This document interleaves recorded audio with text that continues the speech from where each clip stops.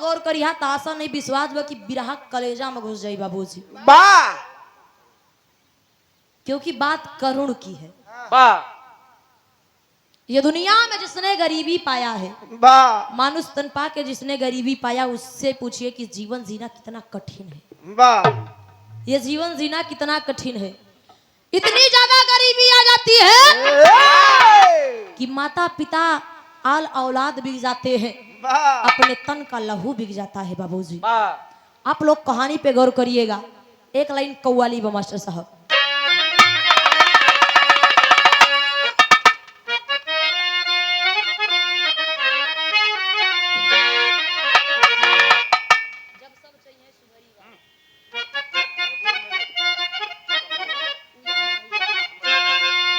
कहना है कि महबूब सनम, कि महबूब सनम कमली वाले सायल पे इनायत कर देना।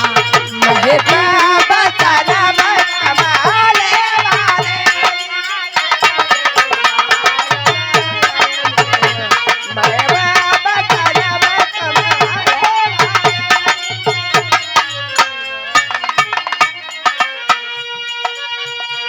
महबूब सनम कमली वाले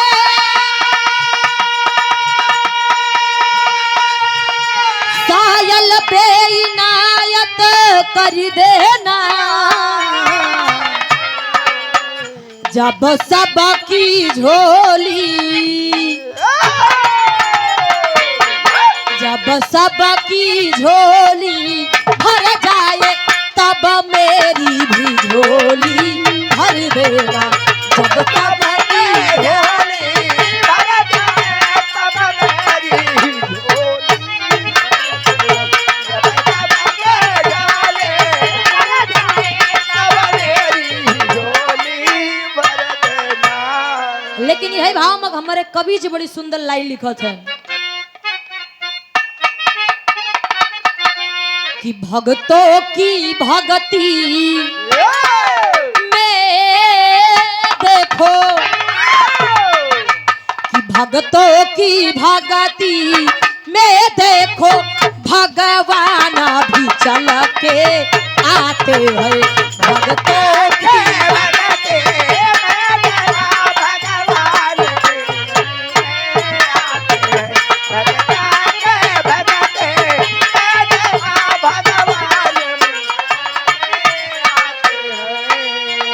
भक्तों की भक्ति में देखो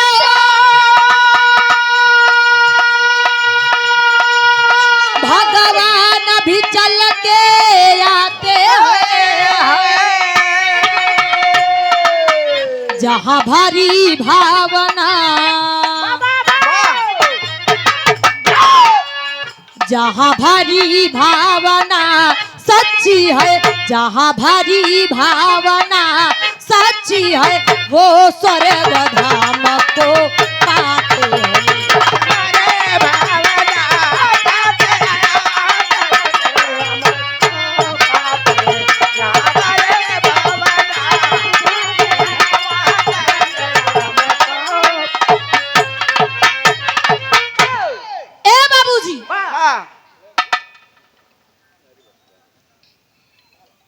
परम सुधे परमादुली श्रीमान हरिश्चंद्र यादव जी अतरौरा मैलाहान के धरती से 101 रुपया का पुरस्कार गीत के भाव समझत हुए बहुत बहुत प्राण आशीर्वाद भय रखा। भक्त की ऐसी भक्ति है बाबूजी कि जब सच्चे दिल सच्चे मन से भक्ति किया जाता है तो भगवान को भी मजबूरी में चल के आना पड़ता है, भगवान को भी आना पड़ता है। कहानी हमारे यह से स्टार्ट होता है नजम में कहना बा।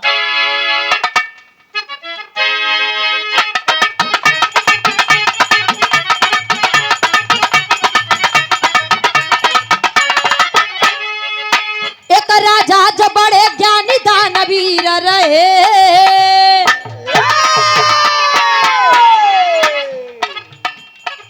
एक राजा जो बड़े ज्ञानी दानवीर रहे, कोई संतान नहीं मन में वो धीर रहे।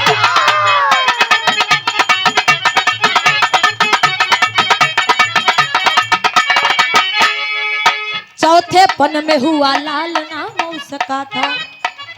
का हो राकेश जी, कहाँ चल दिया? बैठा।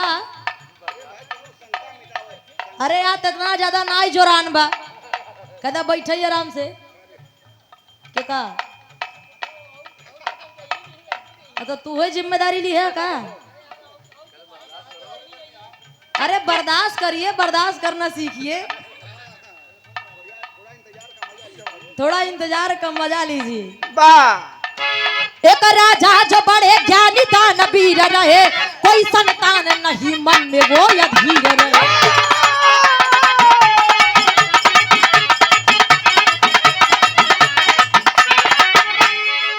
चौथे पन में हुआ एक ललनवा प्यारा, चौथे पन में हुआ एक ललनवा प्यारा, हुआ बीमार उठ का टूटा सपनवा प्यारा।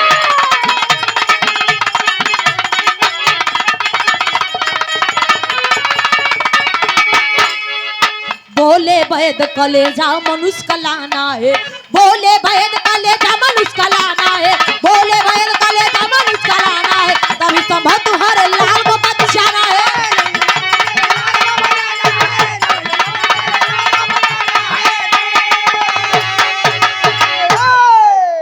ए बाबूजी कहानी का समझ ला।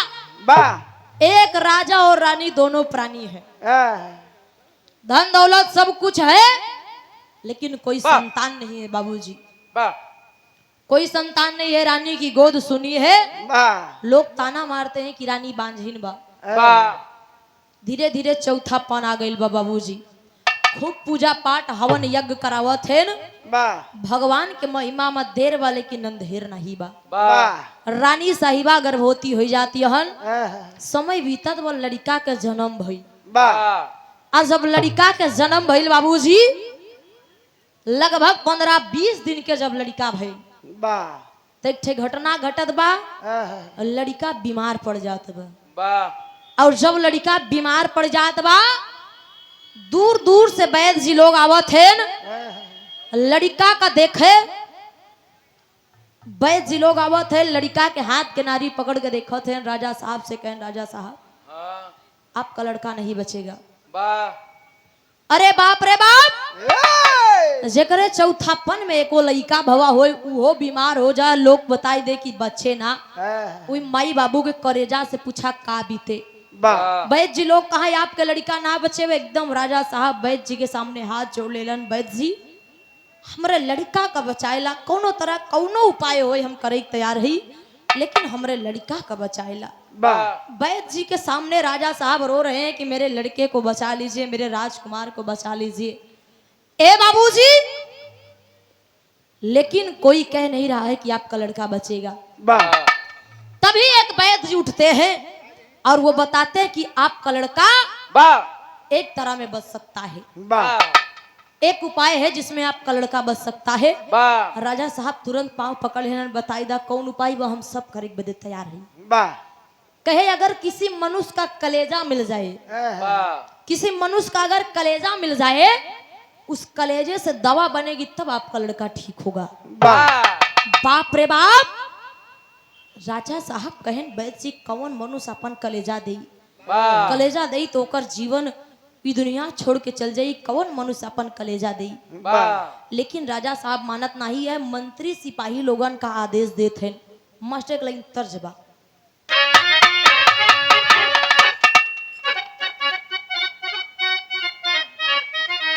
ओहो ई कोनो दुल्हन कहे, अरे कवाना गजरिया गाजा दी होला सारे।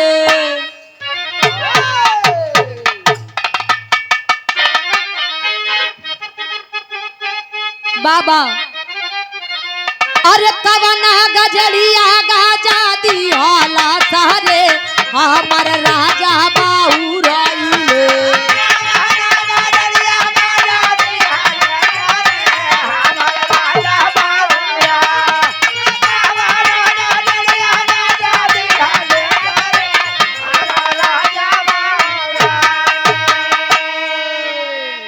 हरे राजा दिहले तूरा ताया देसवा हो,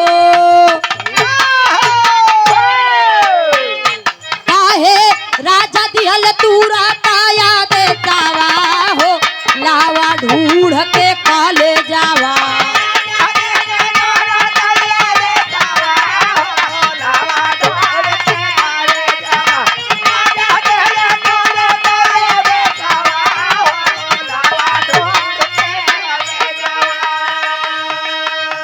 राजा था देता दिया रात के भीतरिया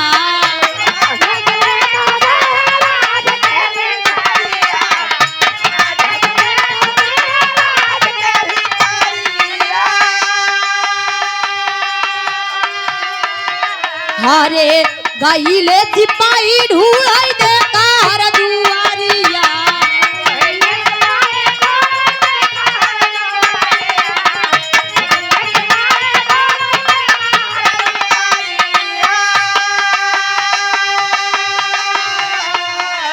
दिया राज के भीतरिया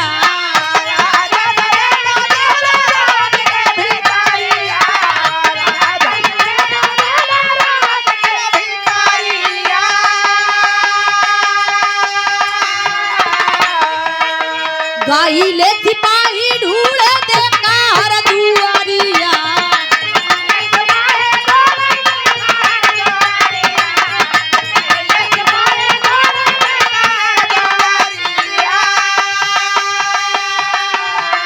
अरे सागरो बतावे लाया देतावा हो सागरो बतावे लाचा देतावा हो लावा ढूंढ के कॉले जावा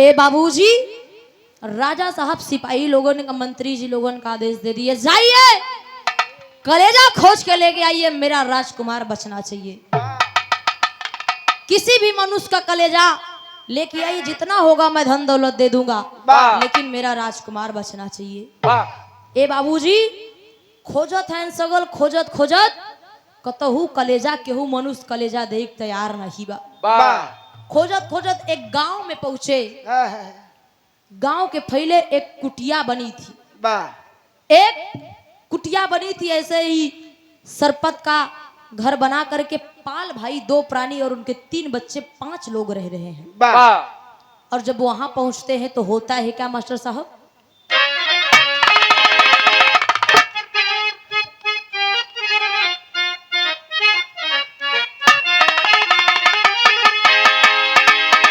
हर एक नगरिया में रहे का कुटिया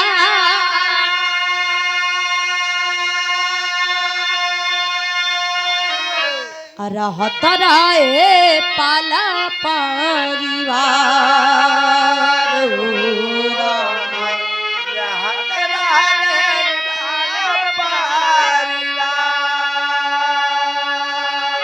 अरे दुनहु परानी साथे रहे ती ललनावा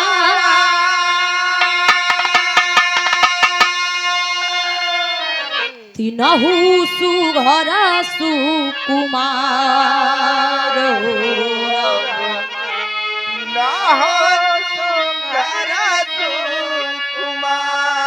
अरे कबहू त खाए कबो सोए बिना खाए हाई रे गरीबी बेसुमार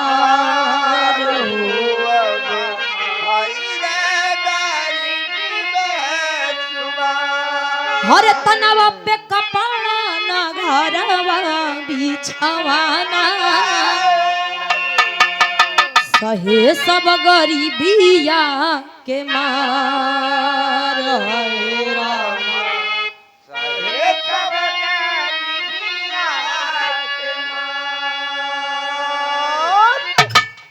ए बाबूजी उकुरिया में पाल परिवार 5 प्राणी रहा थे 2 प्राणी और उनके 3 लड़का 5 लोग रहा थे सिपाही लोग वहां पहुंचे आवाज लगावो थे भैया ए भैया ई घरे में क्यों बा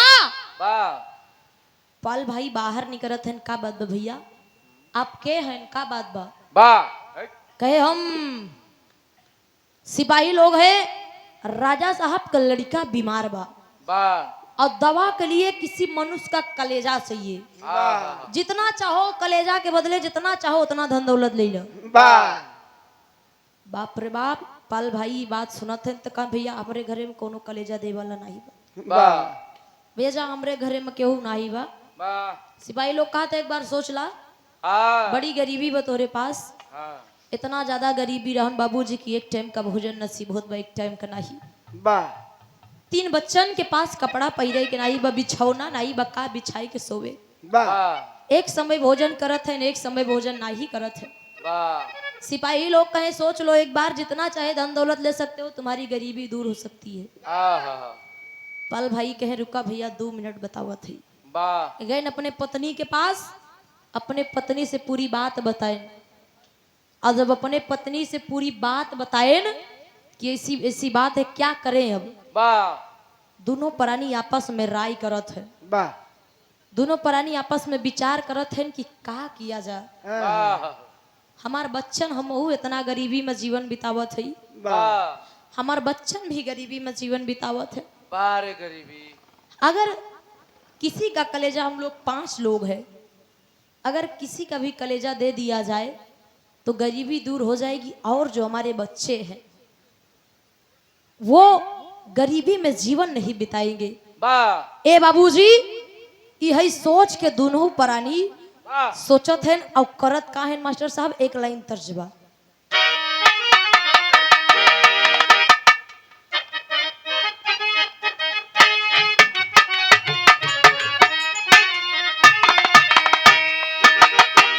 कोनो दुल्हन के दुल्हा परदेश में रहे कि अब की के गइल कहिया आई बाए मुनुआ के पापा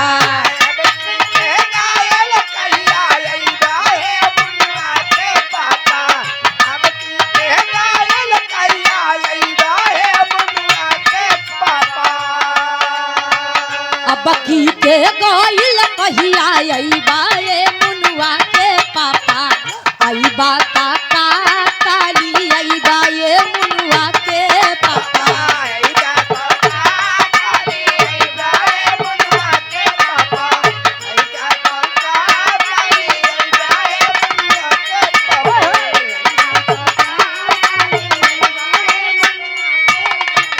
लेकिन बाबूजी दोनों प्राणी सोचत है सुन के संदेशा सोचे मानावा मा दई दई ललना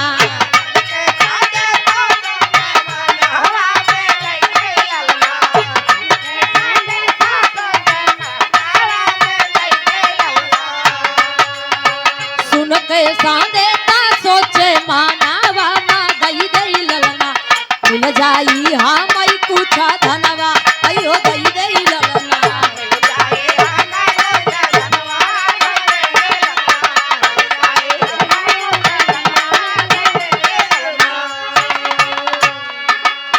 छतिया पे पाथर रख के बोले दोनों प्राणी लाला तू हमारा लेला करे जाके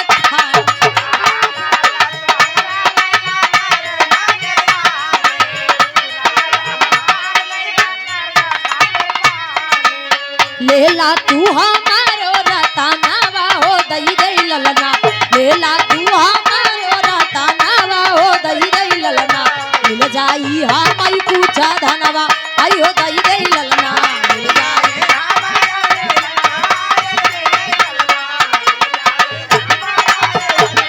जय हो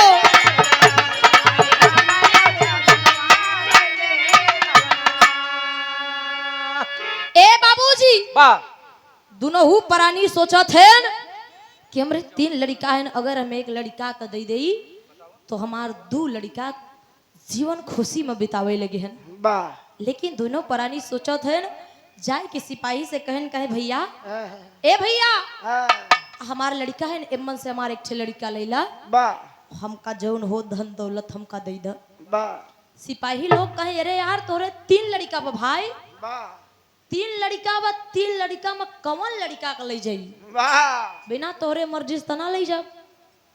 तीन लड़का में कौन लड़का ले जाई? अब फिर एक समस्या फंसी कि तीन लड़का है, तीन लड़का में कौन लड़का दे? पारे माई बाबू करेजा पर पत्थर रख के सोचत है कौन लड़का दे। वही दोनों प्राणी एक दूसरे से कहत है, का कहे? सरंगा माई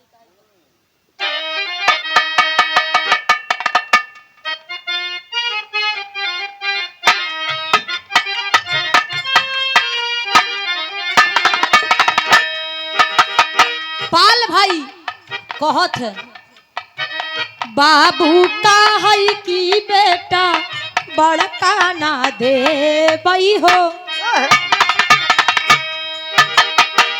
बाबू का है कि बेटा बड़का ना दे बई हो।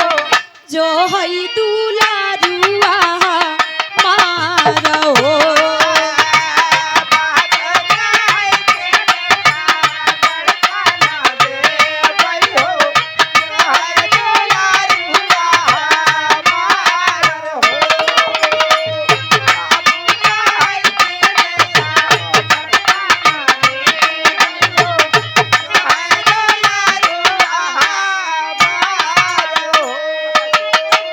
बाबू कहे, सुना हम अपन बड़का बेटवा न दे भाई।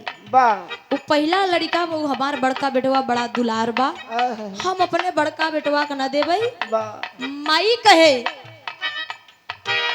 माई का है कि हम छोटका ना दे भाई हो। माई का है कि हम छोटका ना दे बई हो।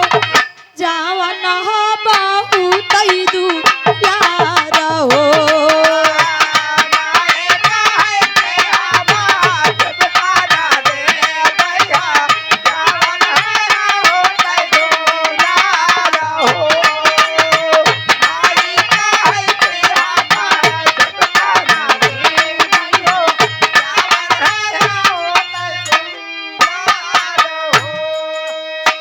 बाबू कहे हम बड़का न दे, माई कहे तू बड़का न देबा तो हम छोटका का न देबे। काहे? जब तोका बड़का बहुत दुलार बा तो हमार छोटका बेटवा हमका दुलार बा। तीनों लड़का खड़ा है बाबूजी, तीनों लड़का सुनत हैं। बाबू कहे हम बड़का न दे, माई कहे हम छोटका न दे। मझिलका सोचे, लगाता बाबुआ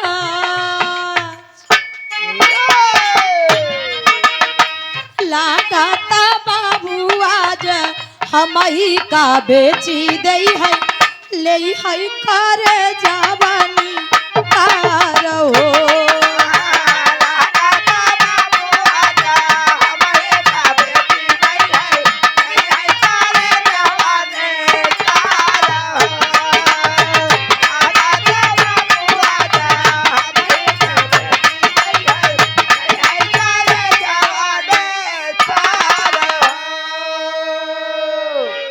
बाबूजी।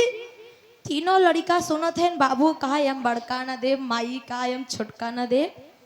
मझिलका लड़का बीच वाला लड़का का है, जब बाबू भड़का न दे माई छोटका न दे है। तो लगा था हमारे पारी बा, लगा था माई बाबू मिल के हम ही कदई दई है। हमार करेजा निकाल ली है ये लोग। दोनों प्राणी कहे भैया ई दोनों हमरे बच्चन का छोड़ के ई लड़का का हमरे लेके जा। जौन हो धन दौलत दे दा। बारे बाप मतारी अपने करेजा पे पत्थर रख के कहे हमरे बेटवा का लेके जा। मझिलका लड़का रोवत बा, माई ए माई, माई हम तीनों भाई एक ही रास्ता से आई है माई। तोरे गर्भ मत तोरे गर्भ में पले है माई, तोरे पेटे में पले है माई। 9 महीना तक हमके पाले हो माई। बस तू हम ही के बेचत हो ये माई, हमके छीन बेचा माई, हमके ना बेचा माई। लेकिन माई ना सुनत है, कहे सिपाही लोगन से कहे लेके जा। माई दूसरे कई मुंह कई लेहन जाएंगे लड़का कहे माई ना सुनत। बाबू तू तो सुन ला। ए बाबू हम तो तोहार बेटवा ही बाबू, हम तोहार बेटवा हुई। तू तो बाबू हमके ना बेचा बाबू। ये लोग ले जाई हैं हमके मर डइए बाबू, हमार करेजा निकाल ली है, हम मर जा बाबू, हमके ना बेचा बाबू। लड़का रोवत बा, लेकिन बारे बाप मतारी क्यों सुनत नाई बा बाबूजी। सिपाही लोग लड़का के हाथ पकड़ लेलन और लड़का के हाथ पकड़ के लेके चलत है। आप मनीलाल जी जो बाबूजी के, अच्छा अच्छा, क्या बात है। आपके तरफ से बहुत ढेर सारा आशीर्वाद, मनी भैया जी के तरफ से बहुत बहुत आशीर्वाद बा कि बच्चन का आशीर्वाद भाई रखा और हमारो लोगन के ध्यान दे कर कलाकारन के भी। लेकिन कहना बा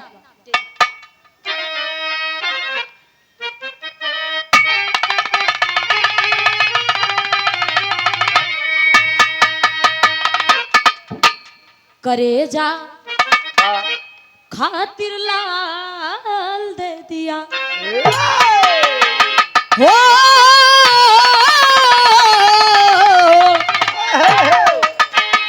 करेजा खातिर लाल दे दिया, गरीबी गरल बनी गर्दिश ने गम को भेजा, करेजा खातिर लाल दे दिया।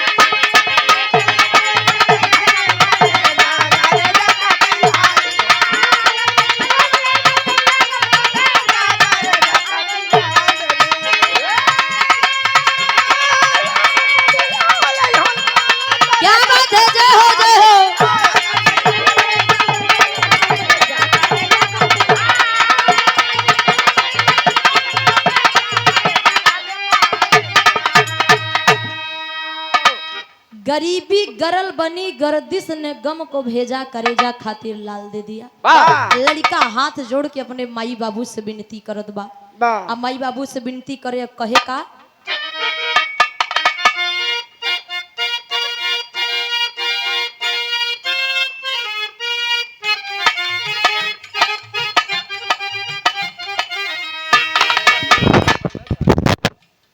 लड़का रोवत बा कि बाबूजी, ए माई ए बाबू, हमका ना जायदा, हमका ना बेचा। मानवा में सोचे अपने आंसू भरल लनावा, के ही करनवा कैलाना,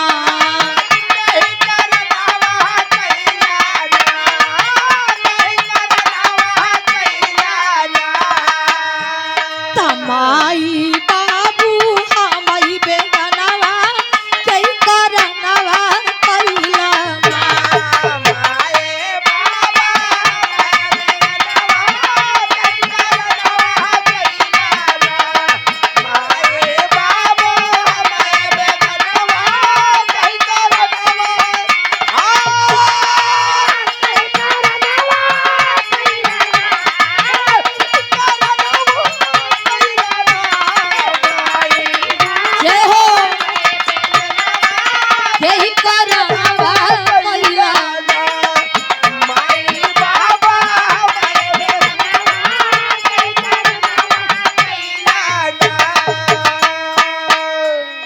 बाबू से विनती करत बा, माई बाबू हमके बचाइला, हमके ना बेचा माई, ए माई, ये लोग ले जे है हमार करेजा नहीं करी है माई, हम मरी जाब माई।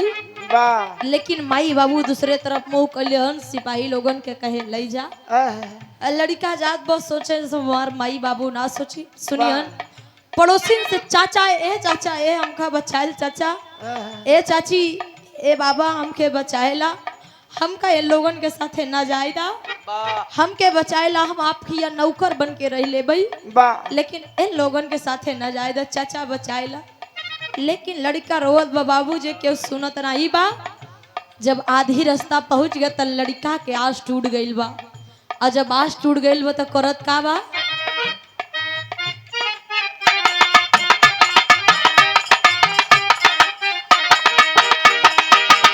हाय भगवान हमारा लागा तू सहारा, भगवान हमारा लागा तू सहारा, भगवान हमारा लागा तू सहारा। दुनिया में नहीं कौनो प्रभु बाबूजी हमारा।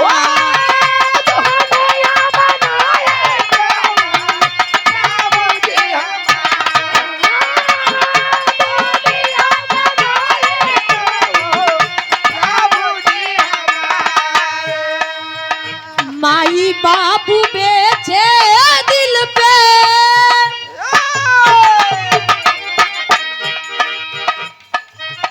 माई बाबू बेचे दिल पे, दाई के पत्थरवा के ही करनवा कैलना।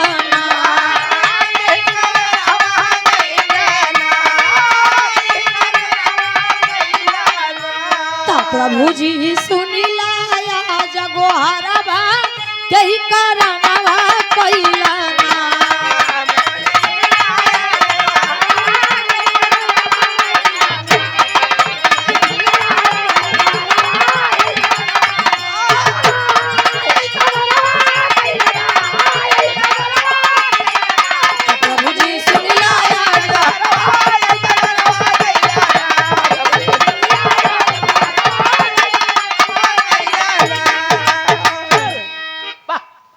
ए बाबूजी लड़का रोवत बास टूट गइल बा कि अभी दुनिया में कौनो हमका ना बचाए। तब लड़का भगवान के याद करत बा कि हे प्रभु, हे प्रभु, हे कृष्ण मुरारी, आज हमार जान बचाइला, आज हमार जान बचाइला। अगर आप हमारा जान न बचौबा तो लोगन का आपके ऊपर से विश्वास उठ जाए, आपके कोनो पूजा ना करे। लड़का रोवत बा कि प्रभु हमार जान बचाइला, अब तू ही हमार सहारा है। प्रभु आई कि हमार सहारा लगा, अब तू ही हमार प्रभु, तू ही हमार सहारा है। ई दुनिया मतलबी भाई, दुनिया में कोनो हमका बचावे वाला नहीं बा। ए बाबूजी सिपाही लोग लड़के को लेकर के पहुंच गए, लड़के को लिटा दिया गया, हाथ पैर बांध दिया गया बाबूजी। और जब हाथ पैर बांध दिया गया, जल्लाद चाकू लेकर के चलता है लड़के का कलेजा निकालने के लिए। हाथ पैर बांध दिया गया, लड़का चिल्ला रहा है, भगवान से विनती कर रहा है, तड़फड़ा रहा है। जल्लाद चाकू लेकर के चलता है कलेजा निकालने के लिए, लेकिन जब चाकू ले जाए कि कलेजा निकाले एक बदे सीना में चाकू लगावत बाबूजी, इतना चाकू ओकरे सीना में घुस जात बा बाबूजी। जब इतना चाकू सीना में चुभ जात बा तब सीना से तुरंत खून निकल आइल बाबूजी। आज जब खून निकल आइल तब भइल का, श्रीमान आप राम आश्रय पहलवान जी, अच्छा ये देखा राम आश्रय पहलवान जी जेके लड़का न हो हवाई दी है, ये आपका तरफ से बहुत ढेर सारा आशीर्वाद। लेकिन आप लोग इधर देखा, जब इतना चाकू ओकरे सीना में घुस गइल बा तब सीना से ओकरे खून निकल आइल बा, तब भगवान के आसन डोलत बा। मास्टर साहब पापट में कहना बा,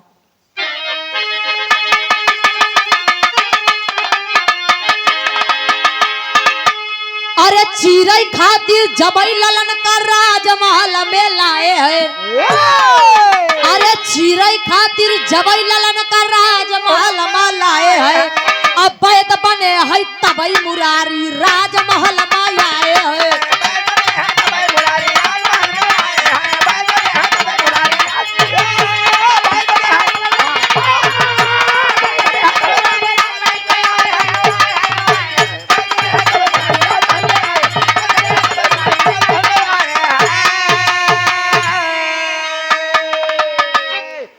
करेजा निकारे खातिर हर होई गे तैयार,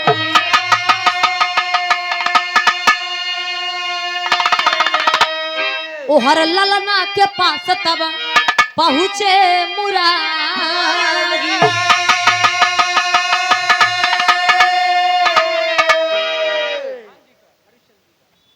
और आप प्रधान जी की तरफ से बिरहा के भाव समझत भे, हरिश्चंद्र प्रधान जी की तरफ से बहुत ढेर सारा आशीर्वाद। आप गुप्ता फर्नीचर हाउस के मालिक साहब, बहुत बहुत प्राम है, आशीर्वाद भाई रखें। ए बाबूजी कि ललन तुम्हारा ठीक करेंगे राजमहल में आए हैं, अरे ललन तुम्हारा ठीक करेंगे राजमहल में आए हैं। अब खिला के मीठा ठीक किया तब राजमहल में आए।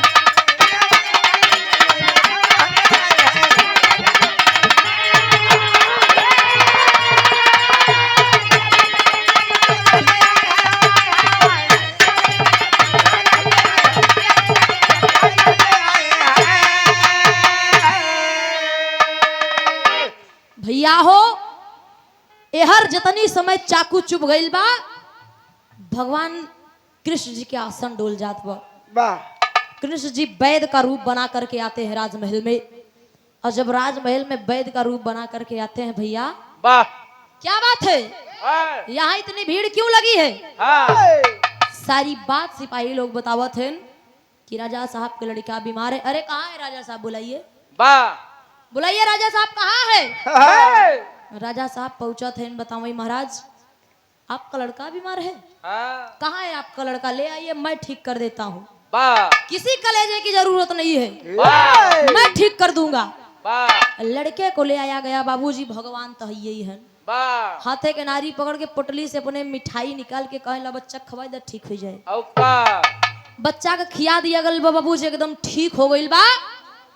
और जब ठीक हो गई तब कृष्ण भगवान एक ठे बात कहत है। कृष्ण भगवान एक ठे बात कहत है राजा साहब से, आल्हा में कहना बा।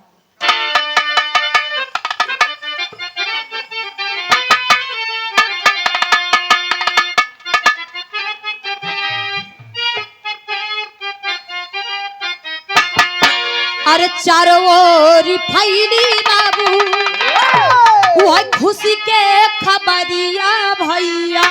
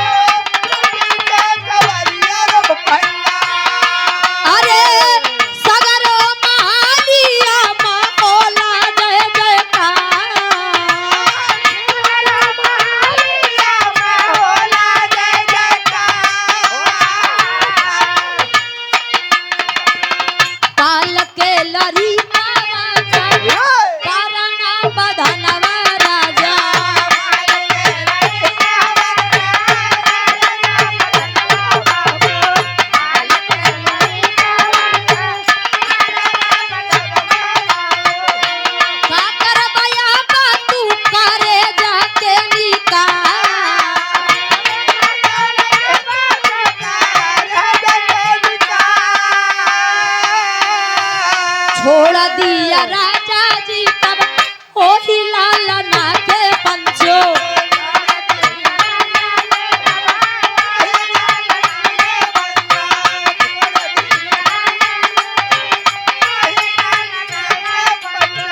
कहे लाला जाओ तुम अपने घर दुआ।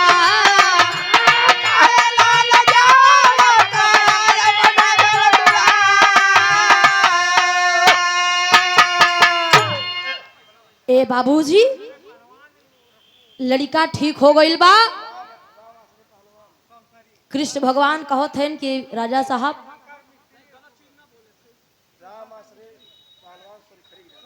आप राम आश्रय पहलवान जी सोनखरी के धरती से। अच्छा जो दुकान पे काम करत हैं आपका तरफ से 51 रुपया पुरस्कार बहुत बहुत प्रणाम है।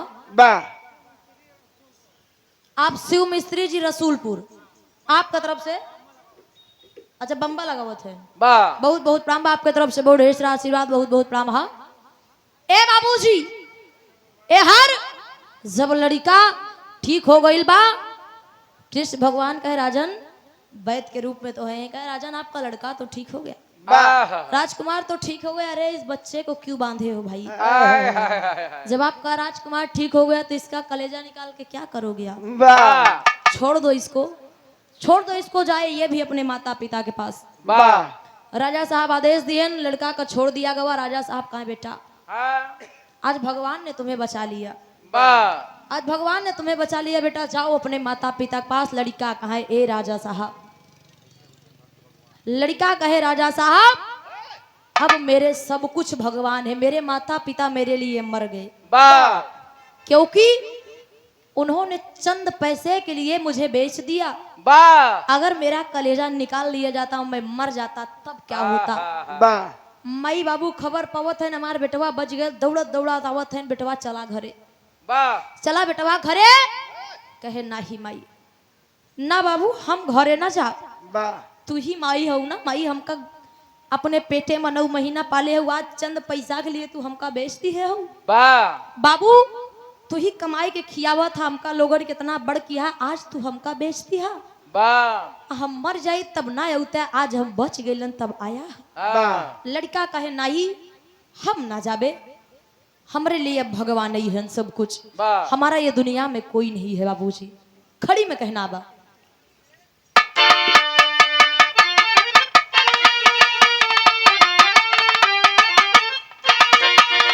अरे लाल गया घर न रहा बन कई धरी, ओ लाल गया घर न रहा बन कई धरी, तया हमारा सहारा केवल हरी।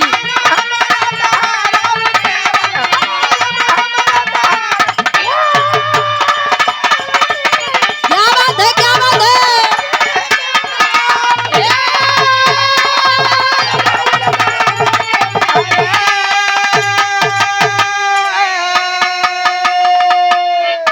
सोचे यहाँ कोई नहीं अपना बेगाना,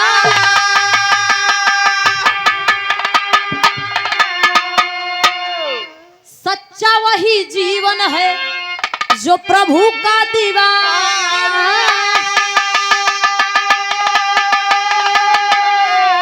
अरे एक दिन जहाँ सबका जाय के परी,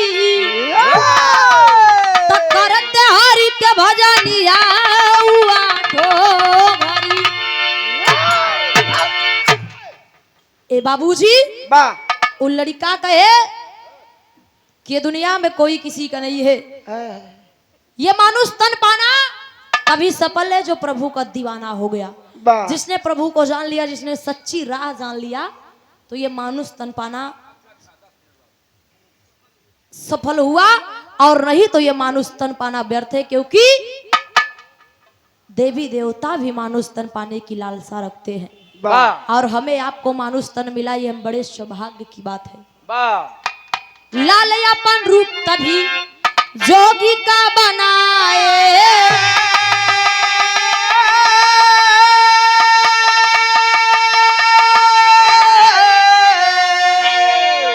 अरे मानव का अपने हरि नाम लगाए,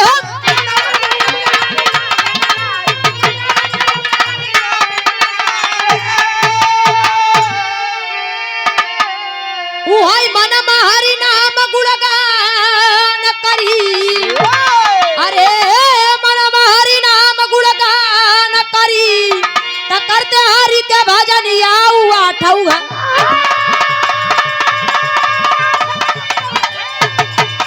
जय हो जय हो जय हो।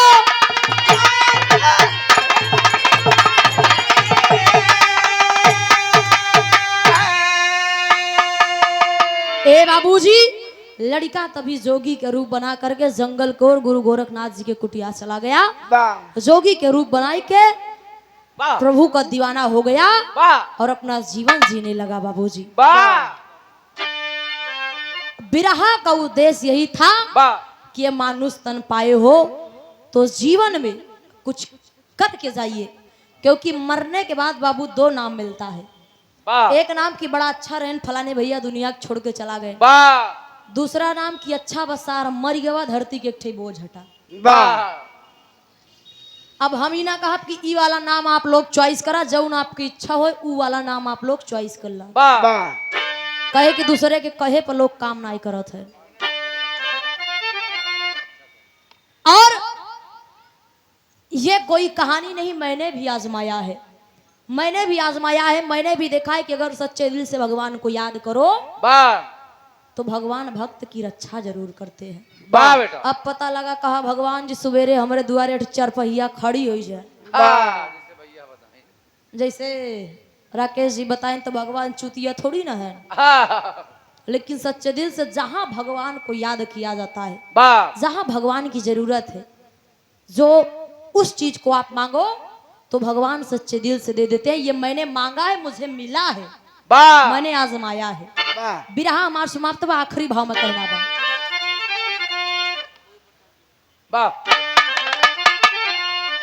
और बाबूजी एक प्रथा चली बा, कहे 1.25 किलो 2 किलो लड्डू लैला, नरियल लैला, फूल लैला, माला लैला, बतासा लैला, अगरबत्ती लैला। कितना जने 6 बोकरा मुर्गी चढ़ावत है। भगवान ये सब नहीं मांगत है, बस आप सच्चे दिल से याद करिए, इतना ही बहुत है। और भगवान ये सब नहीं मांगत, बात सही है। ऐसा ऐसा मनई पड़ा है बाबूजी, ऐसा मनई पड़ा है न, देखा कुछ मेहरुअन क्या आदत बा, लड़कियन के 16 सोमवार व्रत रहती है कि दुल्हा हमका बढ़िया मिले, भोलेनाथ से जाए कहिए भोलेनाथ हमका दुल्हा बढ़िया मिले, भोलेनाथ हमका दुल्हा बहुत सुंदर सुशील पैसा वाला मिले। अब पता लगा गंजेड़ी भंगेड़ी मिल गया, तब फिर भोलेनाथ के पास पहुंच गए। भोलेनाथ हम तो हर 16 सोमवार व्रत रहे, तो इन तरह दुल्हा हमका दिए है। बतावा भोलेनाथ जब पहले से गंजेड़ी भगेड़ी है, तो अपने कर्म के अनुसार फल मिलता है बाबूजी।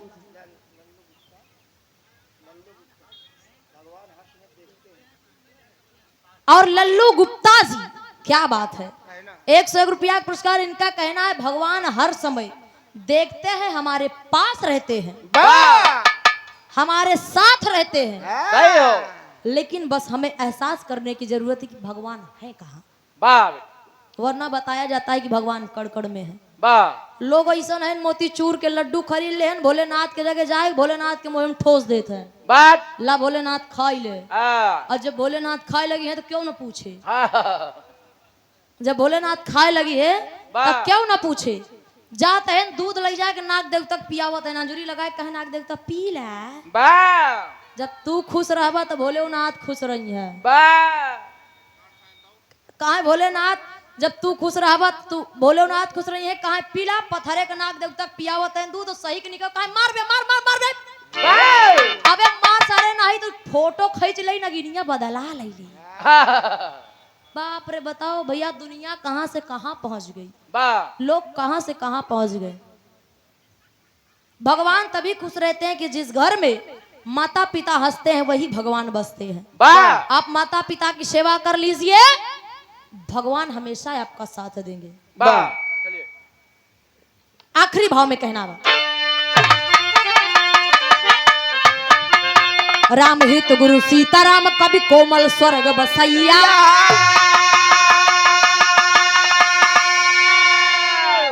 कृष्णा कवि की काव्य कला पे हरदम शारद मैया। कहो पवन कवि चला गए का, अरे करे जा खातिर लाल दे दिया। एक बात इन बताएं कि काजल के नाम बड़ा सुंदर बा। काजल देखा हमार नाम, हेलो मास्टर साहब, हमार नाम का से स्टार्ट बा, काजल और का से कोकिला, काजल कोकिला। हमरे जिलों के नाम का से बा कौशाम्बी, हमरे गांवों के नाम बा कलापत के पुरवा, और हमरे कवि जी के नाम बा कृष्ण कुमार उर्फ कन्हैया कवि जी। तो सब के नाम हमार देखा भाई अब भगवान ही बना के भेजे है। राकेश जी अभी आप समझत हाँ, हम ना कहा कि करे जा खातिर लाल दे दिया। राकेश जी सारा दे काजल खातिर कभी कन्हैया भेजा हो, करे जा खातिर लाल दे दिया।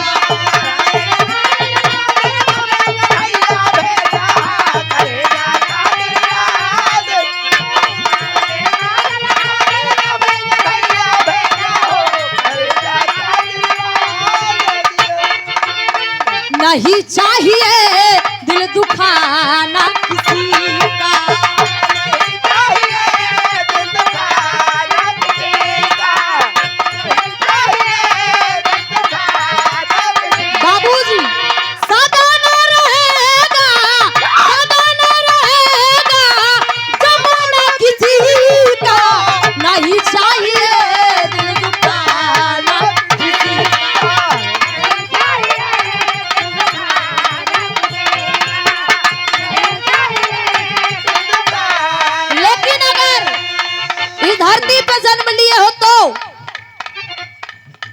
न मुंह छुपा के जियो,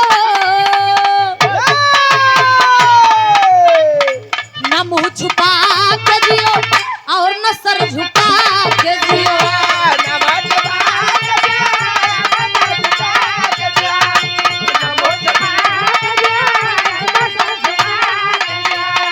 धमाकेदार भी आए तो मुस्कुरा के जियो, धमाकेदार भी आए तो मुस्कुरा के जियो, न मुंह छुपा के जियो और न सर झुका के जियो। दुनिया का मेला, मेले में लड़की लड़की अकेली संगो है नाम उसका।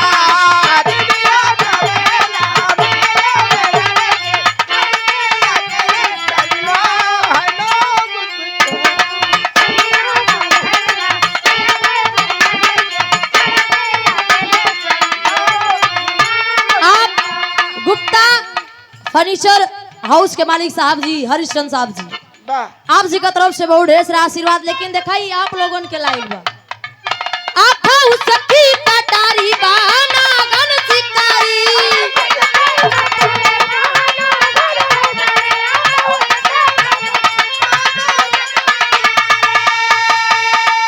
आखा उसकी कटारी बाना गन शिकारी, गोरे गोरे अनार जैसा है गालू छिका।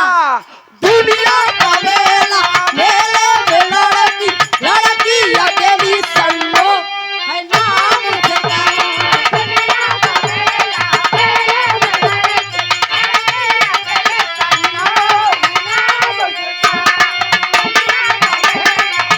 अरे जिया बहादुर हैदर गुरु जी गाय के गाए हन, कहे यहाँ चल ढला जो सर से, अरे यहाँ चल ढला जो सर से, अब सावन लहर के गाए, यहाँ चल ढला जो सर से, अब सावन लहर के गाए। राकेश जी अब अपने मुँह से अपन बड़ाई अच्छी नहीं लागत बा, लेकिन हम ऐसा गायिका है कि पुरान नवा सब जाना थे और ऐसा का तो जौन पुरान हम गाय देव नहीं कहीं से सेल्फी वाले से सुने की ना मिली। लेकिन देखा पुरान यही भाव में कहना बा, पुरान तर्ज बा, हर लड़की पटाल बबुआ बाबूजी कहे लड़की पटाल बबुआ, ए बबुआ हेलो, अरे लड़की पटाल बबुआ कहीं मौका निकल न जाए, लड़की पटाल बबुआ कहीं मौका निकल न जाए। और एक बात बता दे, ये हम नहीं कह रहे, फिल्मी दुनिया वालों ने गाया है, गोविंदा जी एक्टिंग किया है इसमें, और ना ही विश्वास हो तो मोबाइल में मंगा के देख लिया। हर चक्कर चलाल बबुआ कहे चक्कर चलाल बबुआ कहीं पहले पैसा ले ले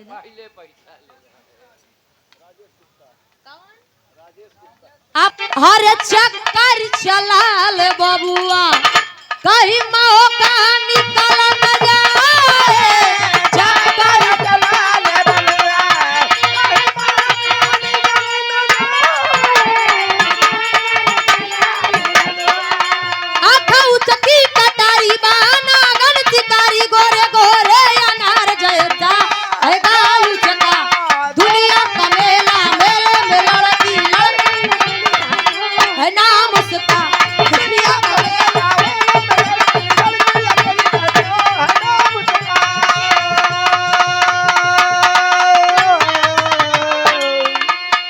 वाह।